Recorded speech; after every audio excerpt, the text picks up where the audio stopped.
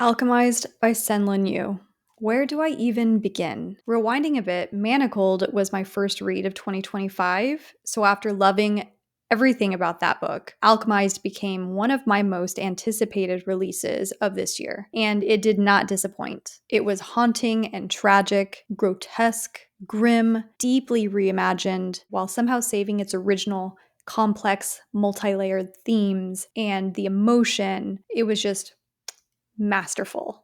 At the time of this video, it is October, so if you are looking for something very atmospheric, something with a very subdued, muted environment, truly morally gray main characters, something that feels very raw and grimdark, but still has just an inkling of hope, you are going to want to read this book. I need to put this book down because you can't really tell from looking at it, but the pages are really thin, but it's a heavy paper.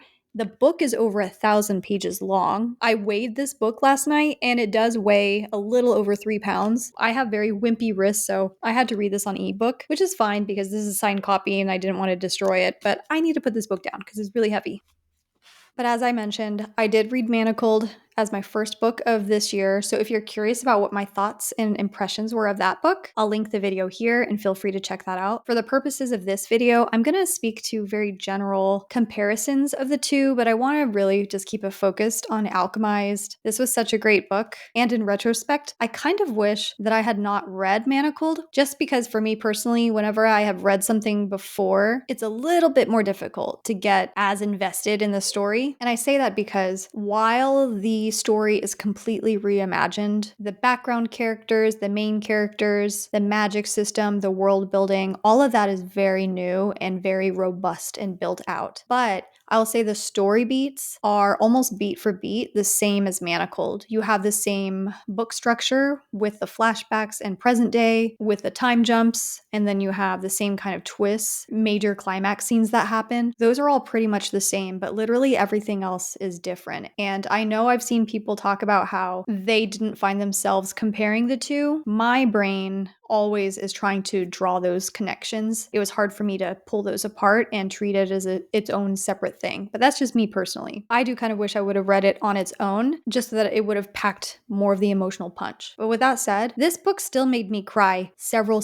times. It is that good. If you are looking for a slow burn, very character driven book, this is going to be your jam. It is almost like a day by day, over the span of years kind of experience that you are living right along with Helena. And even though this book is classified as a romance, it does not feel like your traditional romance. There's a lot of work that it takes to get to somewhat of a happy place by the end of it. And I don't think that's a spoiler at all. That's just what a romance is by definition. This book felt, it was violent, it was graphic, it was tragic, but so beautifully written. I think that the changes that SenLinYu made really did this story an immense service and strengthened it. I do need to address some of the criticism that's been brought about this book in the sense that the world building is too complicated. I promise you it's not too complicated. There are different terms that if you are not a high fantasy reader in the first place, it's probably going to take you out of it just because it's a lot to get used to. I figured I would just walk you through what the magic system is in this as kind of a primer. It's called Alchemized. So alchemy being the transmutation of one thing into another. And for the purposes of this world, it's mostly with metalworking. Metallurgy is really important in this book. It's this combined scientific and magical study of this. You have characters in the book who are studying metallurgy. Different people have different affinities for different kinds of metal in this book. So for Kaine Farron and his family, they are very much attuned to iron. Luke Holdfast is very in tune with gold. There's also pyromancy, and then you have this type of magic that we all are familiar with, which is necromancy, controlling corpses, reanimating those corpses. And then within necromancy, you have these different terms. You have the necrothralls, which are kind of the base layer. A necrothrall, just like the word thrall means, it's an entity that is enslaved to the necromancer. They are pretty much a husk, an empty shell, and they are just controlled by the necromancer. Up from that, you have liches, and a lich is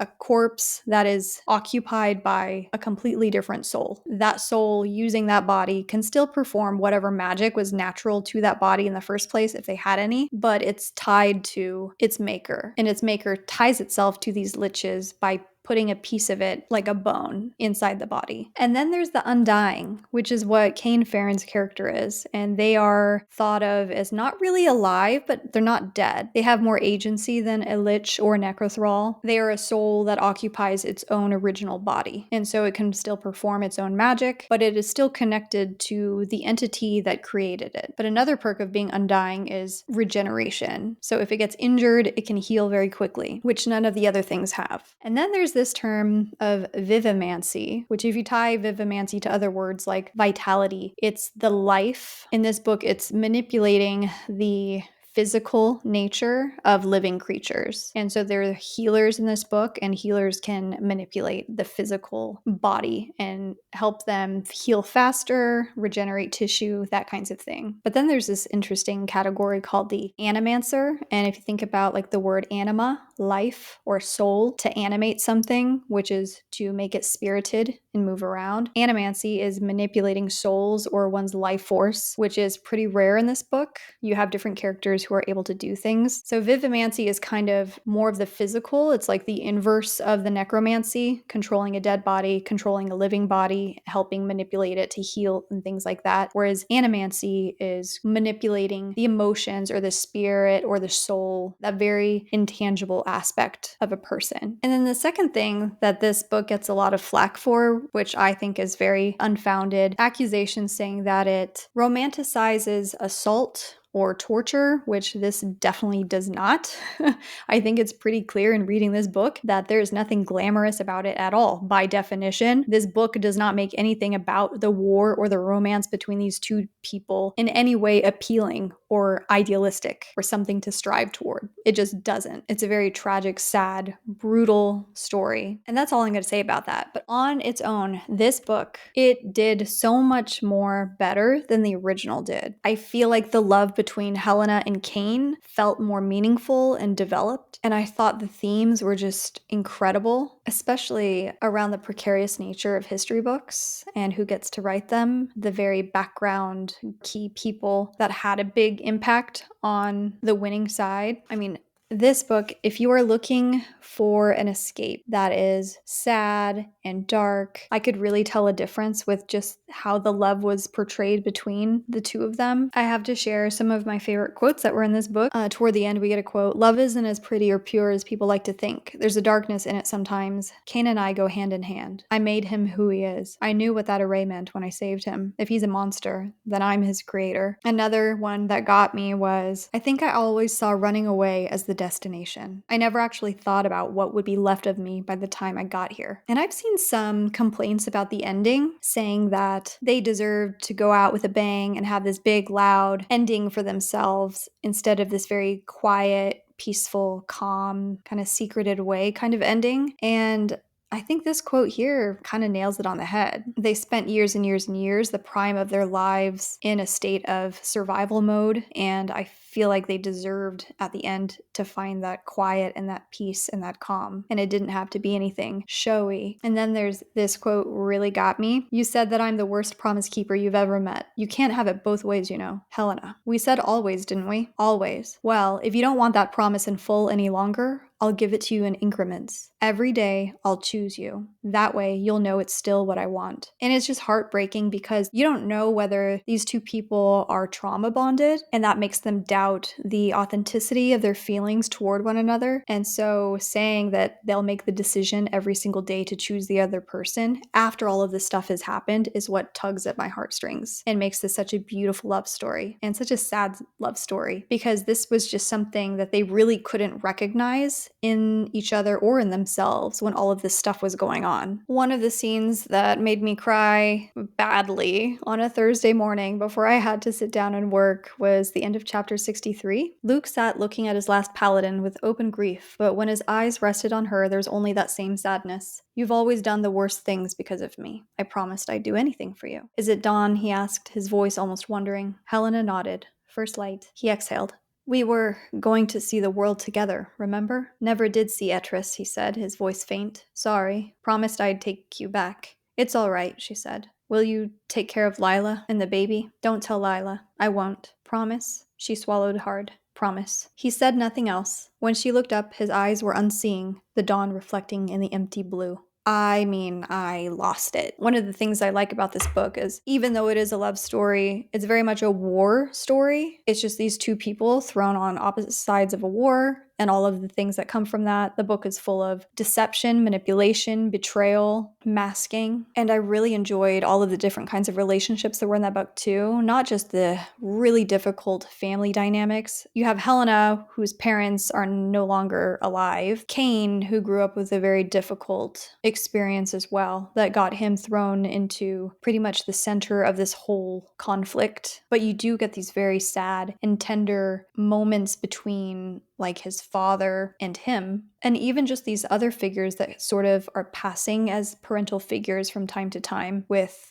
Crowther and Ilva and Shiseo. I just really enjoyed the complexity of so many of these relationships and even the friendship with Helena and Lucian and Lila and Soren. You just see how different personality they are and how the war kind of pulled them apart, how each of them kind of developed these walls that took away from their friendships. And it's just really tragic all around. But I think one of the most beautiful parts of the whole book, in addition to the love story, is just the end, how history is framed, and how Enid is very upset about how this history book doesn't mention her mother at all. You get this old photograph, like a newspaper clipping essentially, of Soren, Luke, and Helena. And it's thought-provoking in that if you think back to all the human conflicts over the last hundreds, if not thousands of years, it's just what really is the truth of things. And there's just a lot to consider. That's why I really enjoyed how truly morally gray the characters were depicted, because even Helena involves herself in behaviors that are not good, torturing people for information, lying about things. Even at the end, there's one secret that she keeps from Lila, which is that she is the one who stabbed Lucian. She and Kaine decide that that's just a secret that they're going to keep. There's no use ever speaking that truth to Lila. That's very realistic. I feel like a lot of times, especially in romance stories, everything gets aired out, right? All of the dirty laundry is out there. Everyone comes clean,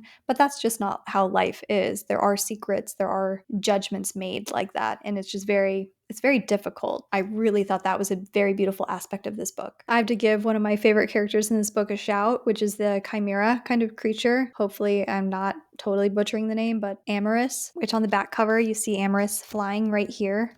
I was about to be so pissed if Kaine put down Amaris in this book, but they let Amaris live, and I adored her as a creature, and I'm so glad that she got to live. This book was it was so good. I'm kind of disappointed that the adaptation is supposed to be, I think, a movie from what I saw, and I feel like this deserves at least a mini-series. One really solid, well-executed season, like a full season kind of show to show everything that happens, even the moments of terror in this book. So from the flooded cathedral scene on, it was a much quicker pace to me, and that scene was one of the most brutal scenes in the book, in my opinion. They're in this dark, dirty tunnel kind of area. It's very dangerous. It's crawling with necrothralls. There are liches there.